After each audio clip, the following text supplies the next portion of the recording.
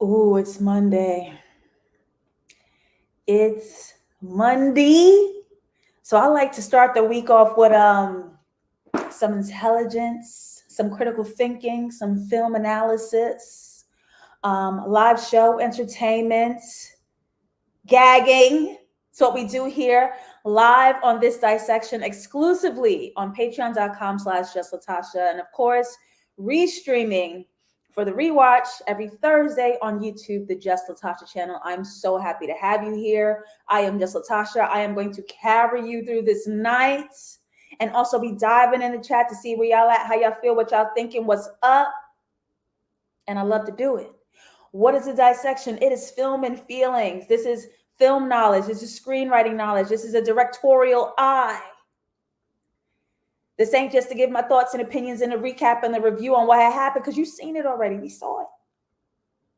So who am I to tell you what you've seen? Okay?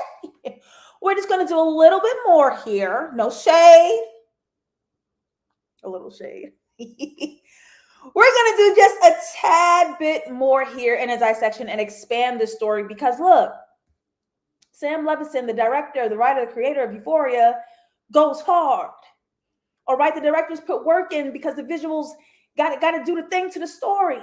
So who am I to take away from that? Let's look at it. Let's evaluate. And let's see who we got in the room.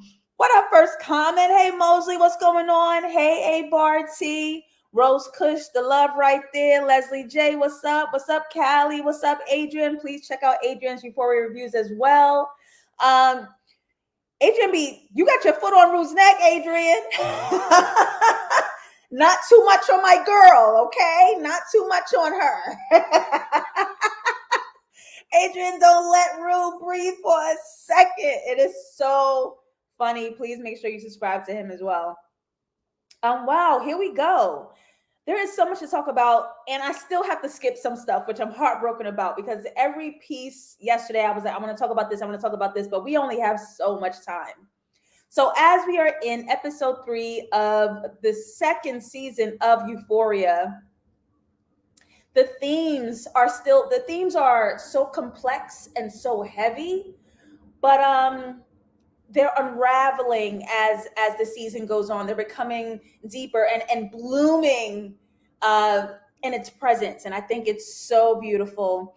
So I definitely want to take more looks at the themes. And in episode 3, we have ruminations, big and little bullies. What is a rumination? It is about thinking deeply. Oh, well, nobody say nothing but a word. That's exactly what we do here. We think deeply and we do it. So if this is your first time joining a live show, welcome. If it's your first time watching a dissection, welcome. If you've been here before, you guys have known the color theme that we set up for this season of Euphoria.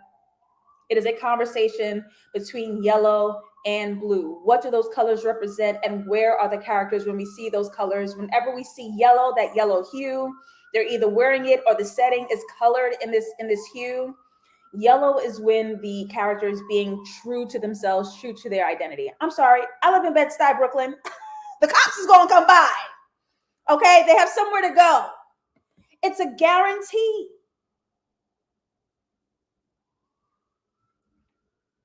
When you see blue, the character's lying about something. They're wearing a mask. They're literally displaying a performance. They're putting on a front. Okay, so the conversation between yellow and blue, their truth and their identity versus who they're pretending to be. And there's also a color theme between black and white, because this is a very religious themed season. And next episode 4, the trailer, I don't know if y'all seen it, but they down to the church. They doing the most. They praying. They got Elliot standing at the cross. Your guy is doing the most, and it's beautiful. It is so beautiful. So we have this religious theme paired with the black and white color theory, where black is hell, white is heaven, and of course you have red, the trouble, the conflict, the danger, the wound, the pain, all of that. So all of these colors talk to each other, and they communicate, and they let us know exactly the emotional state of the characters. So let's take a look, as well as like blocking, set design, wardrobe, all of that includes where the characters are.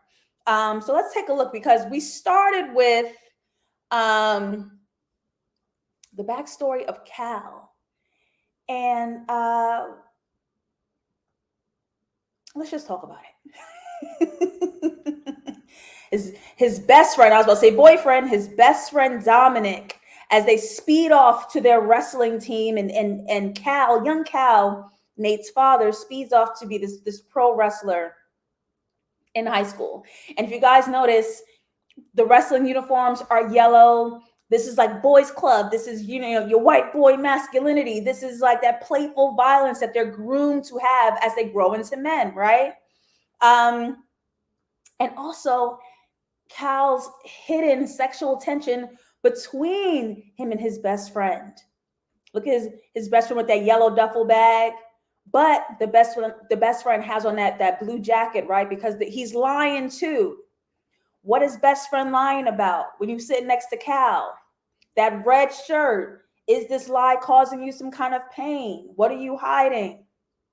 And even down to the car that young Cal used to have. He has this white Jeep compared to that big black MAGA truck he'd be pulling up on all the high schoolers with. I'll be so embarrassed if my daddy was pulling up on all the high school kids all the damn time.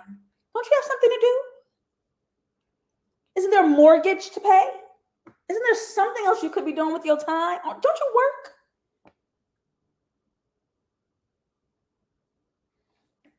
That's besides the point. Why is it Jeep white? Look how happy and youthful and joyful he was. Not a care in the world, not a worry in the world. This is his heaven, just to be carefree, kind of trying to figure out how he feels about his best friend. And there's just nothing in the world that can make him feel bad. And even when he's riding through the night with his best friend, or riding through the night with Marsha, that whole sequence looks exactly like when Nate was riding with Cassie in the season 2 premiere, right? And how the lineage between Nate and Cal is really, the apple do not fall far from the tree. And so those kind of visuals really mirror itself, because Nate's full nightmare is becoming this man. So even in Cal's youth, we can see how he looks exactly like his son today. And all of that is very intentional. So how can you go from this young, carefree, happy, young lad down to this when your girlfriend tells you she's pregnant? She done took 3 tests and she is absolutely sure. And like we said, Black means somebody feels like they are in hell. So look how he is encompassed, surrounded by it, learning that his girlfriend is pregnant. I would never understand why niggas act like the family they made is a trap for them. You trap me. No, baby, you wasn't wearing a condom. You was, and I know you had sex ed because it's down to the 90s. It was next to the Dare commercial. You see it. You knew the repercussions of it. And you shocked like Marsha's trapping you. You should have trapped that peen under a rubber, but you didn't, did you? Oh, your life is ruined because you have to take care of the mistake you made.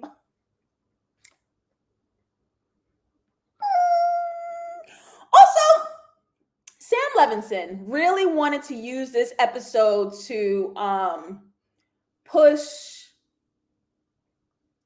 Cal's likability or empathy for him. Like, look at his backstory. Look what he went through. This is why he's the guy he is.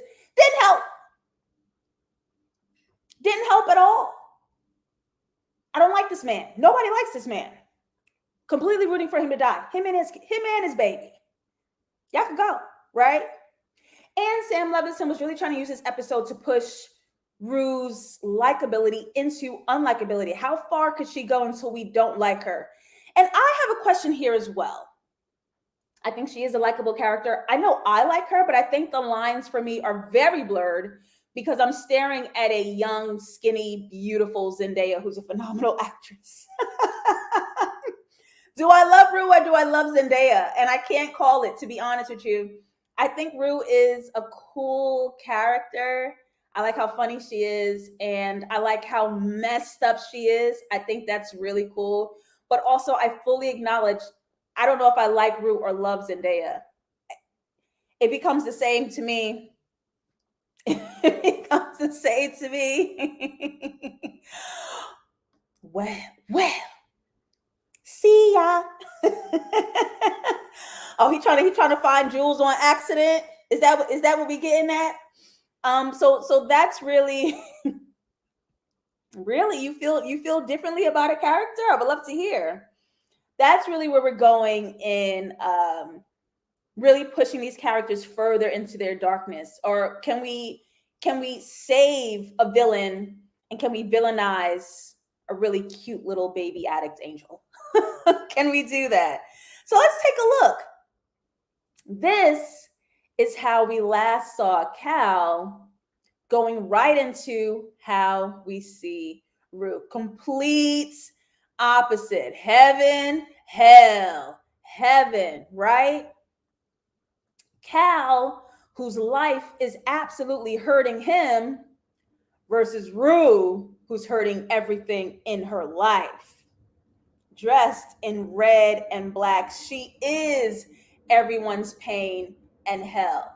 And of course, singing the perfect song, irresponsible. I'm irresponsible. Even down to the mat on the floor, right? That poker game. What is she gambling? Her life. In between heaven, white, hell, black. In between pain and frontin', red and blue. All of that. You can do all of that in this white bed, completely in her heaven when she is high. And she will get to her heaven at any cost. Who and what would it cost? Oh man, that fight between her and Gia, I done about cried because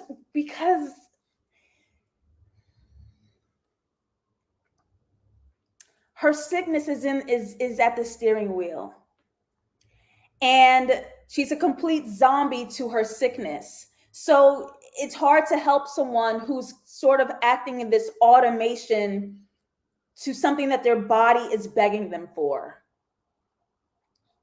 And that's what makes me hold Rue dear. It's just like she's intentionally being this terrible person, but it's to feed something that she's not in control of. So it's that balance between she's a jerk and she's selfish and she's irresponsible, but she is sick. And that's really what makes me like, baby. I can't. Even when she goes into the how to get away with being a drug addict, noticing that Elliot replaces Jules from season 1. This whole thing in this season is really starting to mirror what we are familiar with from season 1 and kind of fucking up what we had seen. So the fact that Elliot is here now and not Jules was a red flag for me, because it proves to me that her priority has shifted. Because in season 1, she was fully willing to choose love over drugs. But in season 2, we can clearly see what is taking the lead, right? Even though Rue believes she's balancing both, we can clearly start to see what's starting to take the lead. So even in this maximum moment of Rue being high, she didn't even know that Gia was in the room with her. And this starts like this new overarching theme for all the characters. We really need to start seeing how they're all delusional and not based in reality, how they're creating their own delusions. And we'll expand that. So really, let's touch on this gaslighting. Oh man. Pick up your feelings, y'all. Let's touch on this gaslighting, specifically starting with Gia. Because in order to try to get away with being a drug addict, she needs a cover drug. She needs people to believe that she's doing this acceptable form of drug, the way Cal is doing that acceptable form of violence in wrestling. She'll do this acceptable form of drug, weed, and she'll make Gia and everyone believe that that's her only use.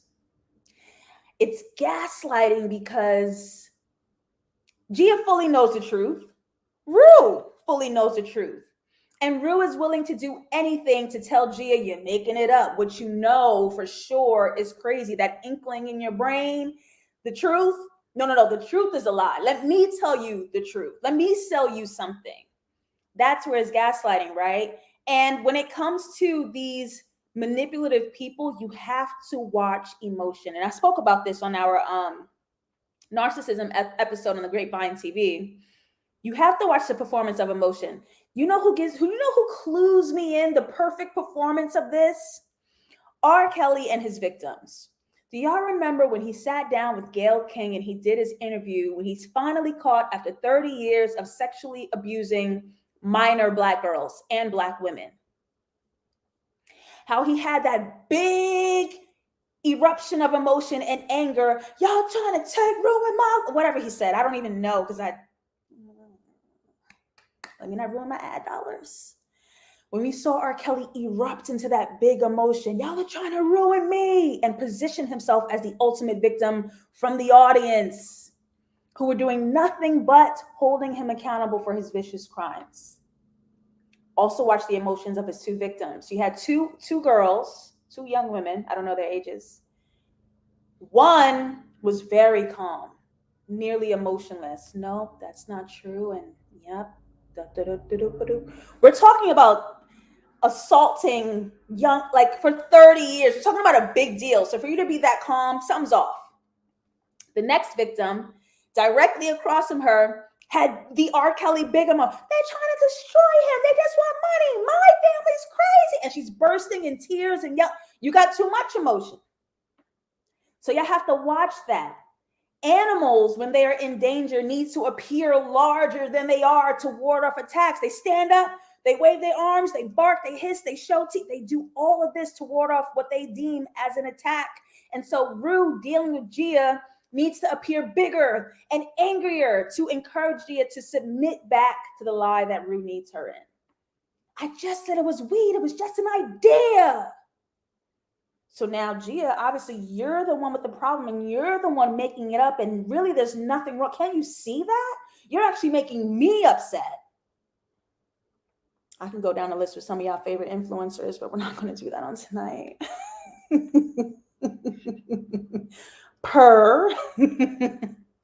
Right? She even does this in opposition when she gets to Jules, because she's gaslighting Jules too. She appears much more soft and calm because Jules is the one with the anger. Oh, I forgot I met this kid on New Year's when I was smoking weed. Like, you're really, like, you mad? You mad? Don't be calm when I'm mad, because that's going to make me upset. It's going to make me irate. Don't do that. And that's precisely what Rue is doing, because if I'm calm and you're angry, you're the one with the problem, Jules. This is gaslighting 101. Okay? The way she's trying to make them all believe that she's weed hot. Who in their right mind is acting like Rue on weed high? Okay? I don't know how they're all falling for it in this suburbia, but that's what's happening. All right? So there are a lot of moving truths happening here.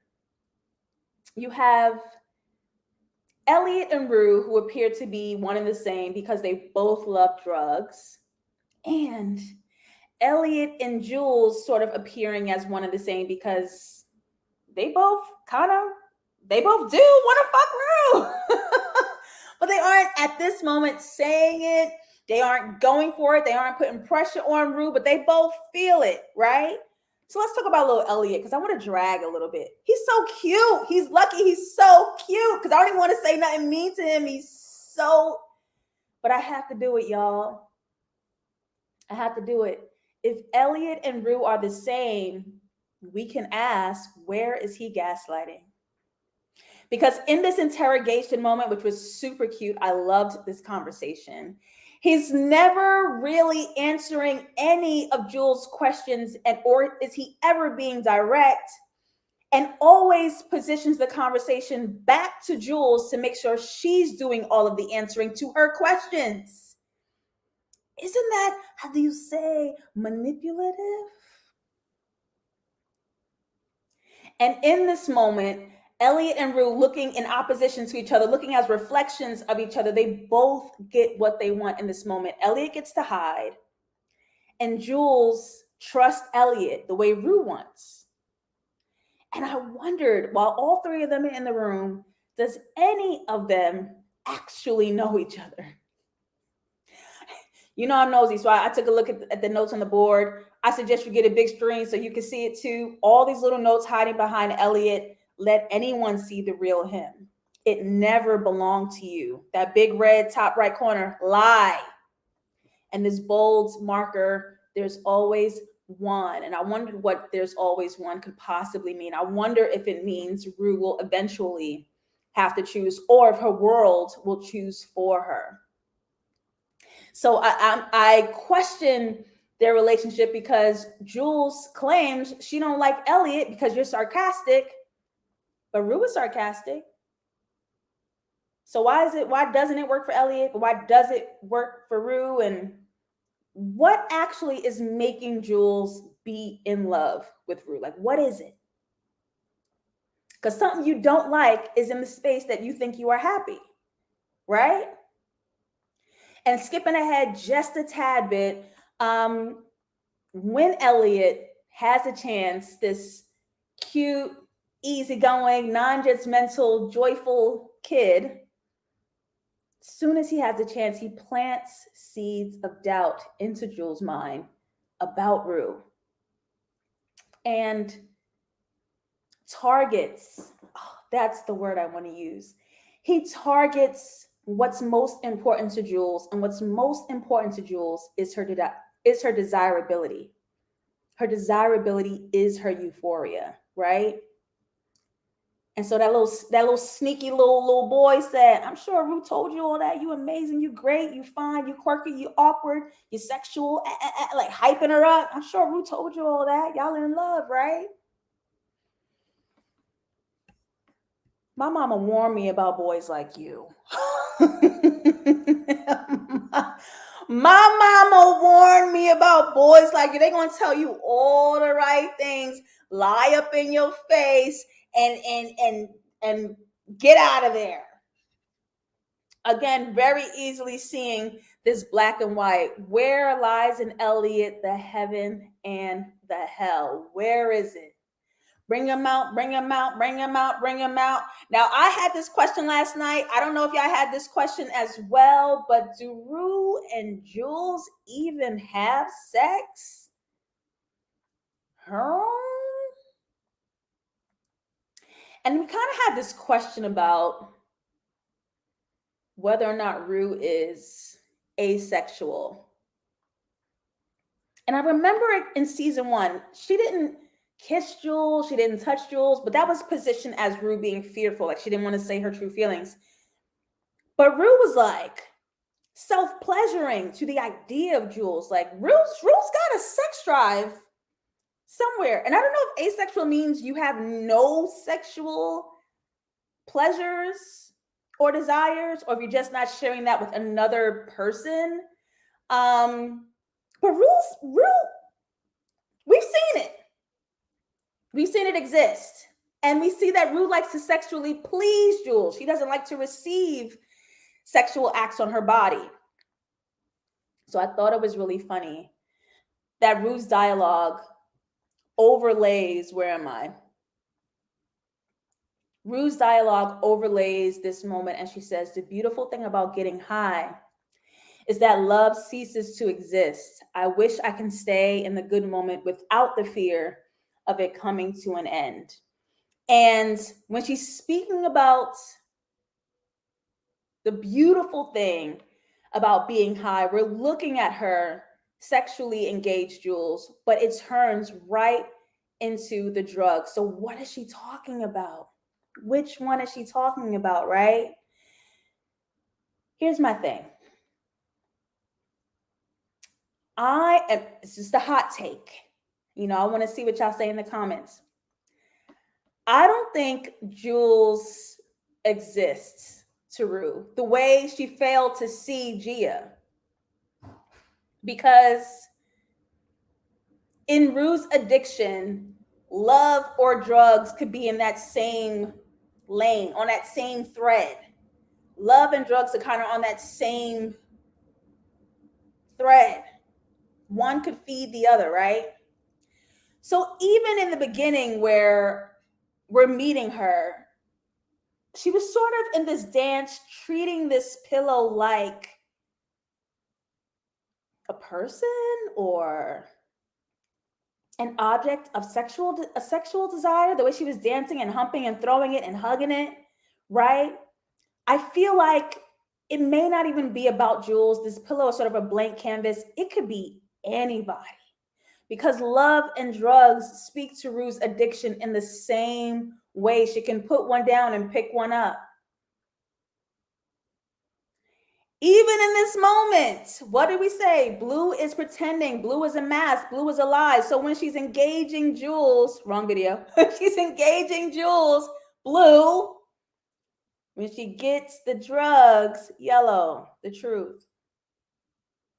So I'm a little nervous.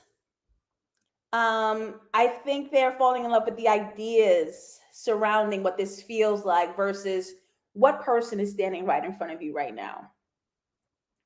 And also, we're constantly watching Rue put drugs in her body. We're praying for her nose. We're watching Rue put drugs into her body over and over and over again. And she puts boundaries on Jules. Don't touch me. So one is fully going into her body and one is not allowed to touch her at all. I think there's something to be said about that.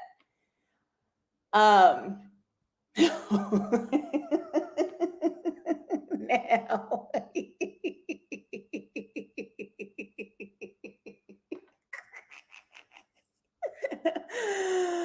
I wish I would find a little touch me not.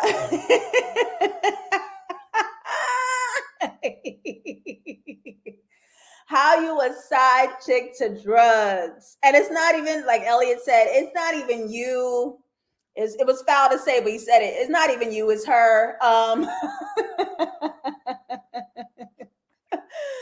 Like I just yeah, I think they're pretending is going to hit a really harsh reality, and both of them are going to have to wake up to whether or not their relationship is even real. What is the real thing that's driving them to each other? And they got a lot of issues on the plate, which is why I don't fault them for not knowing. They got a lot to deal with. It's not even their fault. Great part of the show, going on to Lexi and her play. And of course, she is overtaking the school's play from Oklahoma. First of all, I'll be on HBO's neck. I'll be watching all their programming. So when I saw Oklahoma appear in this show, I made me think of Watchmen, who the play Oklahoma was very parallels in that storyline as well. And HBO often does this thing between their series that they pay nods and homages to another series somewhere. So I didn't know if this was connected or not, but Oklahoma is a huge American tale as old as time. So maybe it's just a coinkydink. But I looked into Oklahoma and I thought something was very interesting. Why is the play Oklahoma being such a huge plot point in this story? Oklahoma is a play set in the early 1900s. This musical tells the story of two pairs of lovers. A cowboy who has trouble admitting his feelings to Lori because of his stubbornness, and a hired hand to Lori's farm who tries to come between them. If we're talking about story parallels, this little throuple sounds like Rue, Jules, and Elliot, who'd be a little helper coming in to ruin a couple that's already going, right? In Oklahoma, there is another set of couples. Addo Annie is torn between Will, a cowboy who has strong feelings for her, and Alia Kim, a peddler who's a ladies' man and doesn't want to marry her. Who that sound like? Nate, Cassie, and MADDIE, a little ladies' man. One got strong feelings for you, but it's not going to be you. And one who he already kind of got a little going with, right? And so as Lexi does this play within a show and breaking so many layers of reality for us as an audience, which I thought was really cool, we kind of come to this midpoint and we can ask this overarching question: where are all of the characters not based in reality? Literally seeing Blue right behind Lexi, right? how she's using this play to disassociate from her own life. She does not get involved. She is an observer, period. Writing these characters, which is exactly like her life, and doing all of this. Which I think Sam Levinson is playing in our face, because Euphoria is his life, Rue is based on him, and then he's writing a play about a show about his life, and like, you're doing this whole level of inception, and I think you're playing in my face, and I think you're playing in our face, using Oklahoma and using your story as how to steal like an artist, because it's so parallel and so similar, but it's so different that we can't tell. Like, just the writing pen is showing off. We get it. You're good. We get it, Sam. You're good. Okay. Where are the other characters not based in reality? We're not going to spend any time on Cal, really. There's other things that I want to touch on tonight, but please feel free to leave it in the comments. Cal is not based in reality because his threats are all a figment of his imagination. He's wielding this invisible gun. Even though he physically brings a gun with him, he is probably the most powerless person in the series. Like, does he really have the pull he says he does? And at each and every corner, we see it fall on its face. We see that the power shift in somebody else's hands. Here's something I thought was really beautiful. In the way that he has found so much devastation in his life, as a man, as a husband, as a father, he can only cry via blood.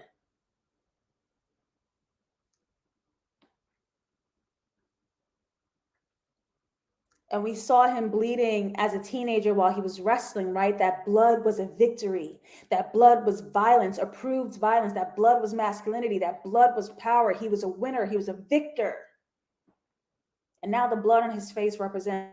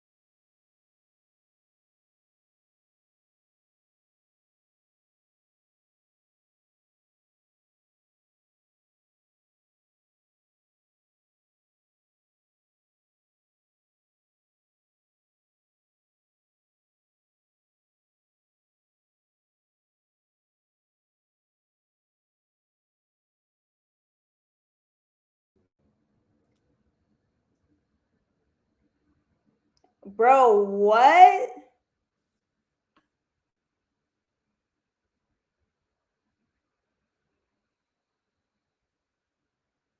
What is going on?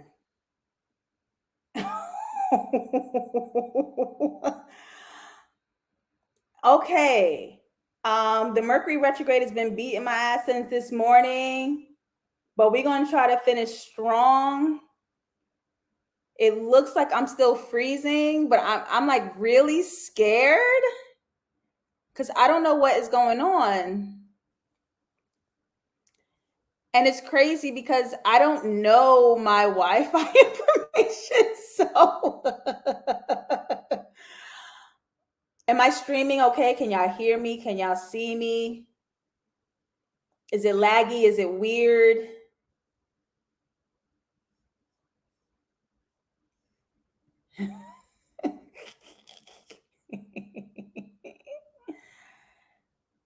We good?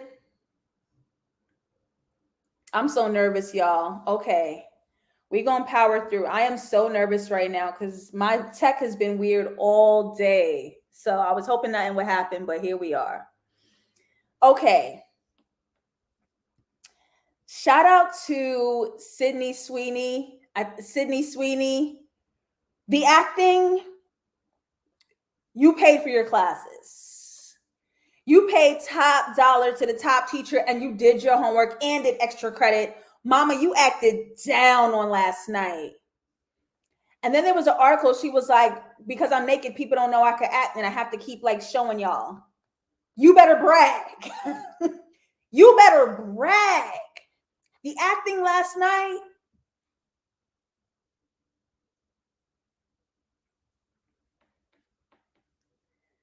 So what I last asked was, where are the characters not based in reality? And of course, I wanted to tie that up. Of course, Jules is not based in reality with her relationship with Rue. Is it about Rue or is it about being desired?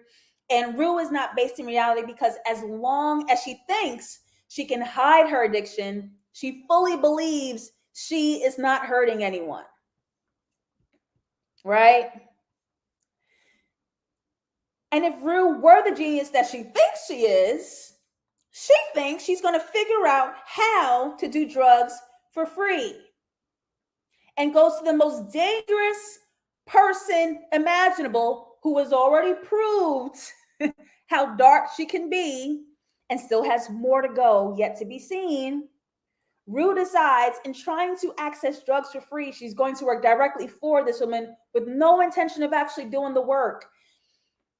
She's so consumed with satisfying her immediate craving that her ending is not even, she hasn't even thought about it.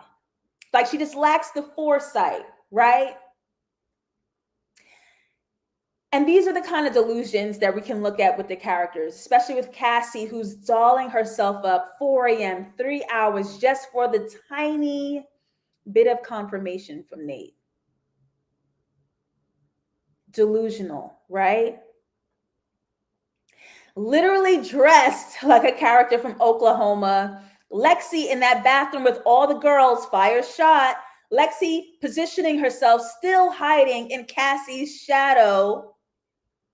This delusion that Nate loves her back, that her engaging with Nate isn't wrong, and that this wouldn't really hurt Maddie because if you think about it, what had happened was delusional. Okay? So question, because we have to remember from season 1, let me point it out to you. Let's see. Why is Cassie convincing herself that she likes this? Right? Because when she was with Nate, I don't think I have the photo. Do I not have it? Oh no, I don't think I have it.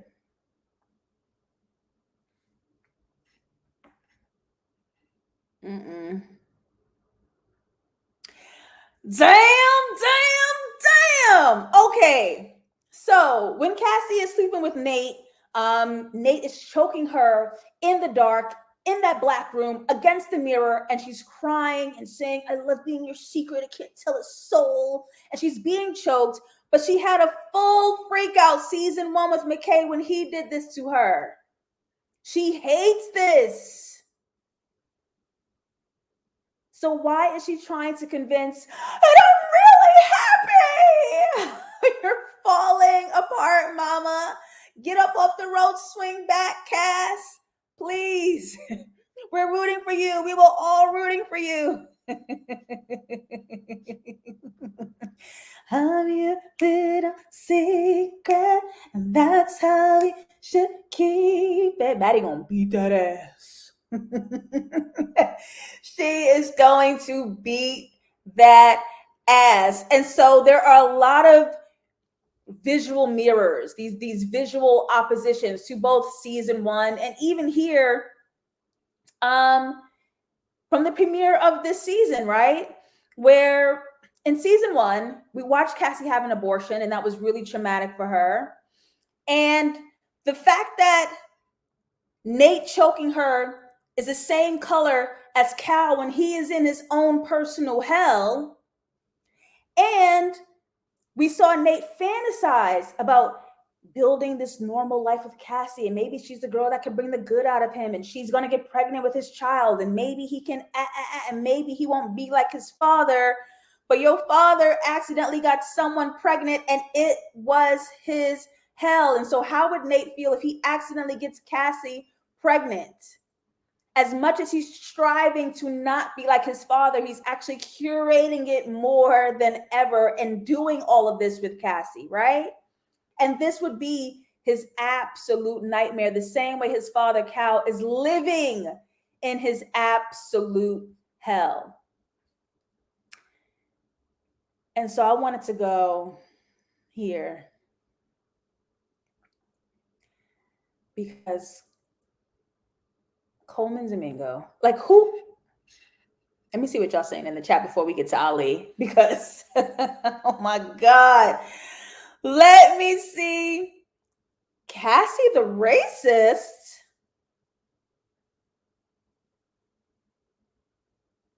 Did I miss something? This is it. This is it. She's just in love with being desirable, just for, can you see me? Just for that glimmer with Nate. And let's talk about that before we move on to Ali. Let's talk about that. When I said Nate is curating this experience for Cassie, the premiere of this season, when he saw Cassie sitting on the curb, and we sat here and we talked about it, how Nate is only asking her questions in this emotionless deadpan void, because he's only trying to find her vulnerability so he can weaponize it against her. This is why each time he goes down the hallway, he makes sure not to look at her. I've personally had this experience. I've watched other women have this experience where men know that women want to feel beautiful. They want to feel wanted. They want it to feel desirable. And to anchor that power and manipulation just to curate hurting you, they make sure to not do that. What? Like, what?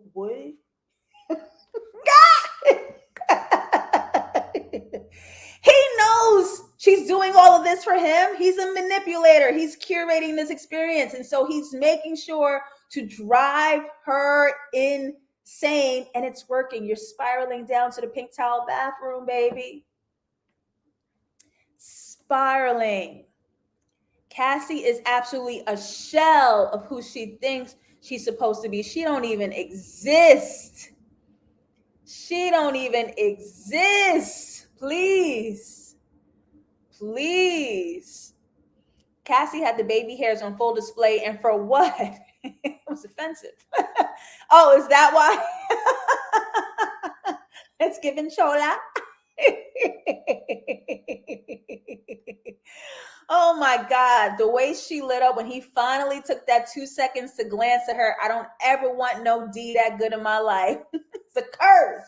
Gotta be a curse, because that is embarrassing. You going that up for a man to glance at you? And the only reason why he did is because he thought you were the girl he actually wants. I question whether or not Nate even wants Maddie as well. I think his only desire, and when you meet a narcissist, manipulative abuser, their only desire is to kill you. Like, they want to kill your spirit. They just want to hurt you. So he knows if Maddie finds out he is having sex with her best friend Cassie, he knows Maddie would be devastated. But he spent all of season 1 trying to devastate Maddie. And now it's Cassie's turn. And he's taken specifically this twosome, this group of friends, to position them against each other and to position them as his personal victims. That is some real dark shit. That is some real dark shit. And I think what's scarier is that Nate is not normal. Like, This kind of behavior from men, from patriarchy, from the boys club, this intentional hurt, we're pretending like, what, we're not even, I'm not your man. All of that is part of this like very approved violence. Which is why Cal half the time don't feel like he needs a gun, because he a dude who friends with the cops with his big truck. He knows the power he has when he walks into a room and exists. He knows the power that is. And this is like the approved violence of masculinity, specifically white male masculinity. Like, this is it. So all of this is very curated. Great question. Let's talk about it. Okay. What is the difference between the emotional manipulation Nate displays and the manipulation Elliot displays? I actually asked that question in my notes, and I was like, I don't even know if we have the time, if I can, but that good guy manipulation Drake versus the bad guy manipulation Future, but they do a collab album.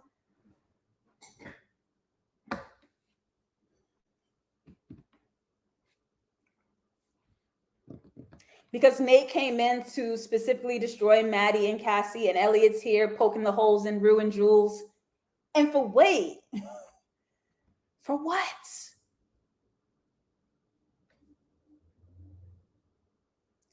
But we trust Elliot and we let him in, and I'm just friends. I just genuinely like her. How many guys have you? Whoa, you're a whore. That's kind of hot. I like that.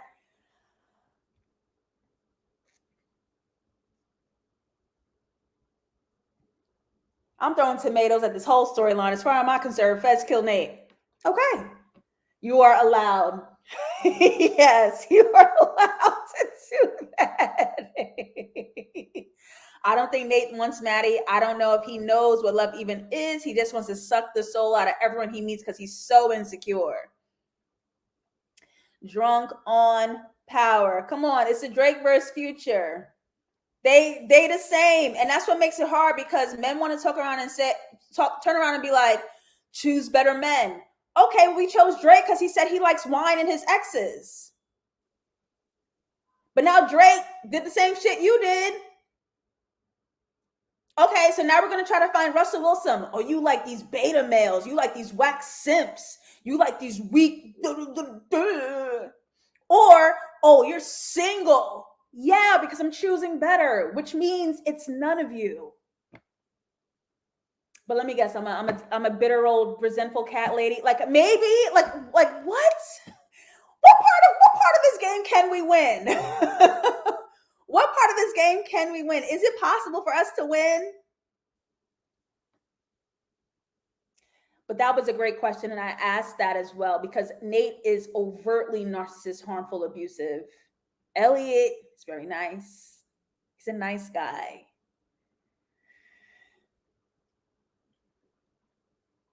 Let's bring it on home. Let's bring it home. Okay.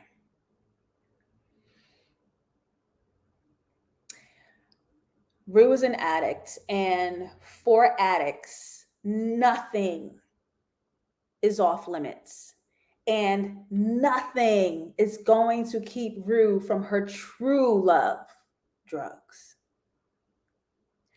And as she makes the biggest mistake we have seen thus far and purchases $10,000 worth of drugs from the most dangerous drug dealer we had seen, descends the stairs to hell towards Ali, which is the complete opposite of what we saw last week when she's taken the stairway to heaven, right? Towards the white versus coming down in the black when she's at her worst.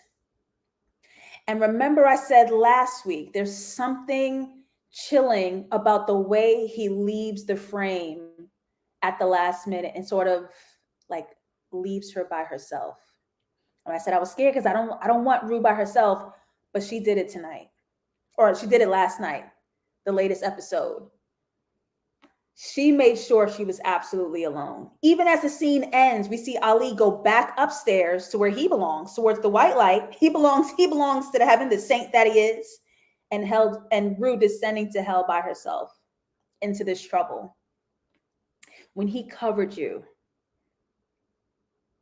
which I don't even know why he made that decision, because you are so untrustworthy and he knows firsthand the road you're going down. So why he didn't tell your mother the truth so they could save your life again? I don't know why he made that decision, but I'm guessing he was trying to build trust with you, because an addict would take that as the ultimate betrayal and he would lose that relationship with her. But that scene when she broke his heart last night and twisted that knife into his wound, directly into his wound, something, that information that he confided in her. And the last time we saw that, it was in season 1, when she completely emotionally betrayed Fez because he wouldn't give her drugs. And now Rue has her drugs and she's still on that bullshit. She still would do that to somebody who went out of their way to show care. She would still do that. How unlikable could Rue be? Are we still rooting for her? Ooh, are we still rooting for her? Yeah, she hurled us overboard.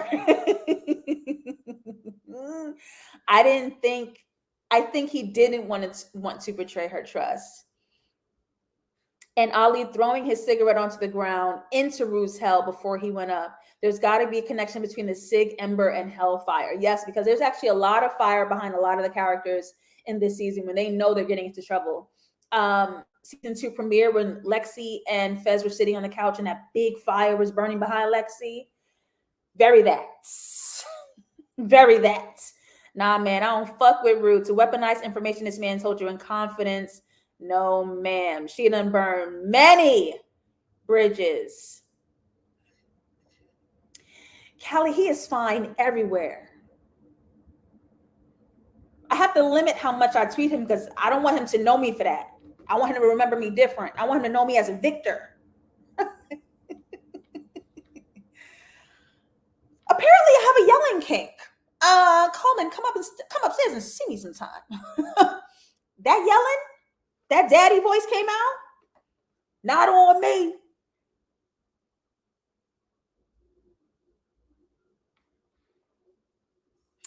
I'm going to reserve the rest of my comments from there.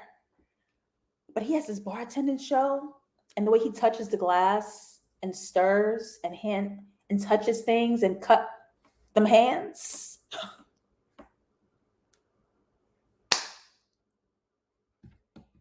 So I saw this on Twitter and I really love this take, and I forgot to do a screenshot.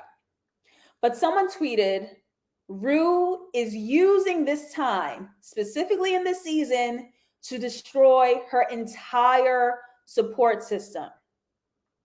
Because you got rid of Ali and you fought with Gia, and you're lying to Jules, and you're lying to Lexi, who still loves you and still has your back because she knew you from preschool. You are making sure to destroy, you betraying Fez. You went directly to his dealer to sell for her when you have no idea what you're doing. You are making sure you are destroying your entire support system. So I bring us back to the question that I asked in the very beginning. Who is going to pay? I saw something in Sunday night's episode that felt like foreshadowing, and I hope it isn't true. So I'm going to show that to you right now.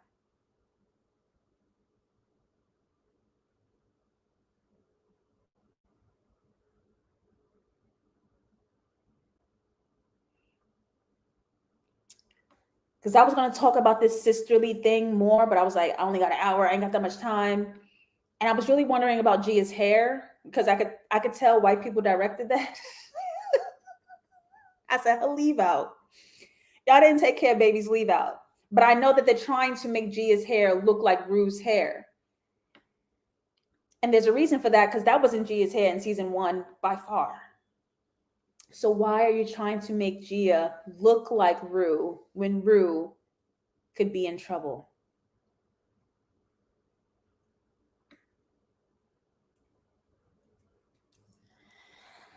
I hope I'm wrong.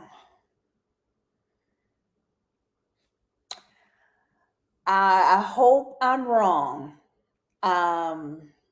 So Coleman's such a great actor. His facial expressions were worth 1,000 words. I can give him one more word.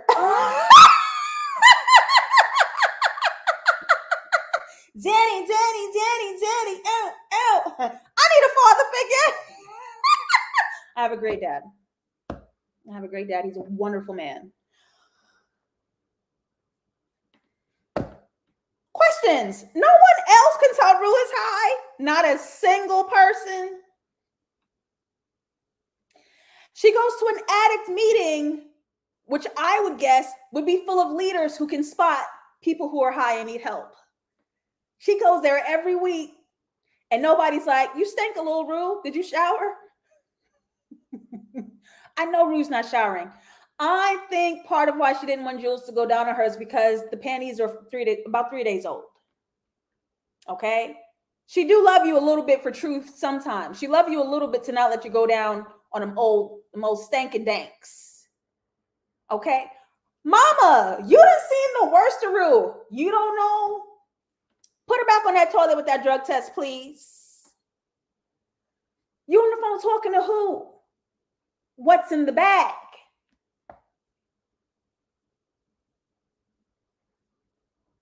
Gia, you know better.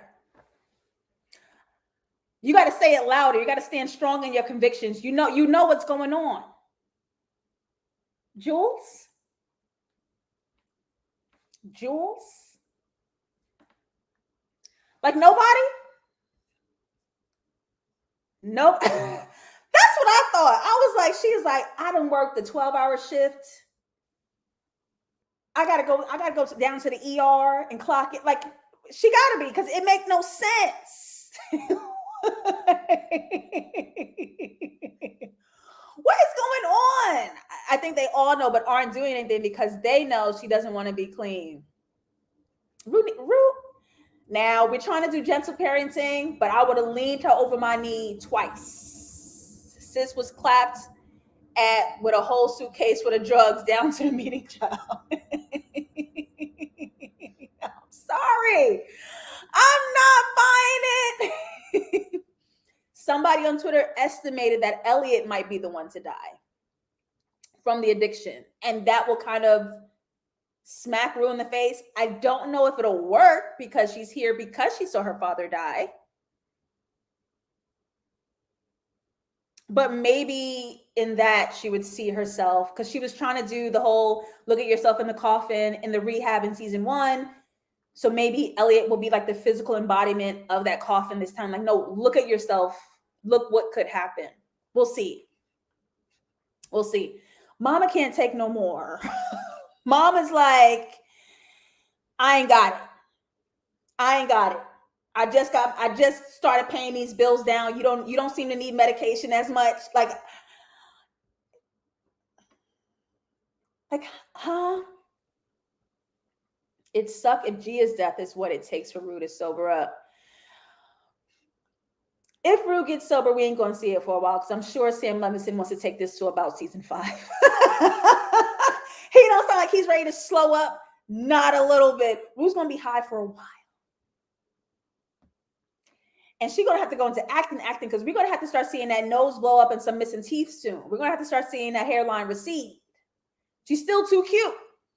She's still too cute. The consequences of Rue's actions are going to affect the people she cares about in ways that she didn't see coming. Imagine Gia decided to do something crazy. And I think she obviously doesn't care about herself and she thinks it's going to be her and she doesn't mind. But yes, I believe that because she didn't plan for her mess to make everybody else disturbed, that could also be a wake-up call. And that's exactly what she said in the beginning, right? Like, how do you get away with being a drug addict? What I'm doing ain't hurting no one. Well, what if it did? Oh shit! Almost had a whole. Let me wrap this up because now I'm getting caught up in y'all. So, last overarching theme. We could look at each character's addictions. Every character is addicted to something. And each character is sort of this reflection, this opposition, this two sides of the same coin to another character. We see it in Cassie and MADDIE. We see it in Elliot and Rue, but we can see it in very much other characters. Let me run this down before we say goodnight. Okay, so here are the two reflections. We have Rue, who is the addict, the lying, the rage, versus Elliot, who is the addict, but honesty and joy. Both are manipulators.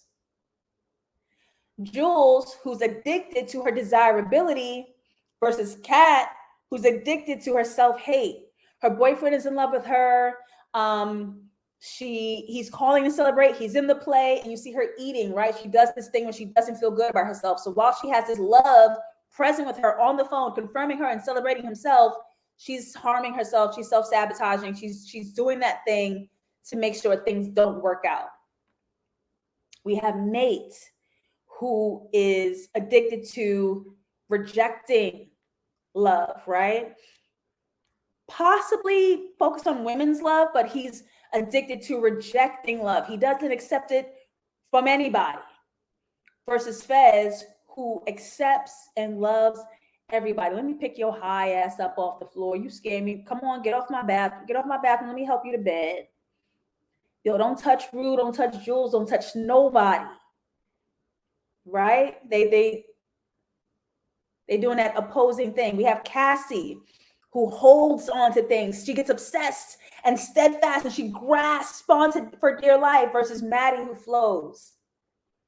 I think it might happen. I don't know. Am I thinking too hard? Maybe he'll come. Maybe he won't. I don't really know. That flow. And even, I think this is my favorite pairing. Cal, who has this impulse, this fear, this powerlessness, versus Ashtray, who has control, who is brave, who is powerful. And of course, their ages are in direct opposition to each other. Their ages are direct reflections of each other. So I think all of these themes are really cool. They're really working out to tell a powerful story. I'm really enjoying this season. Sam, you be teetering really close to the line with these kids. But I'm enjoying the show. I enjoy the cinematography. I enjoy the direction. I enjoy the themes, all of it. I am here every Monday night live, 6 p.m. EST on patreon.com/JustLatasha. Hopefully my tech gets out of this retrograde alive and okay. And if you are not a patron, you will get to rewatch every Thursday on YouTube, the JustLatasha channel. Thank you for being here. Thank you for supporting. And I hope to give you guys great works of my own this year. So wish me luck. All right, y'all. See you later. Bye.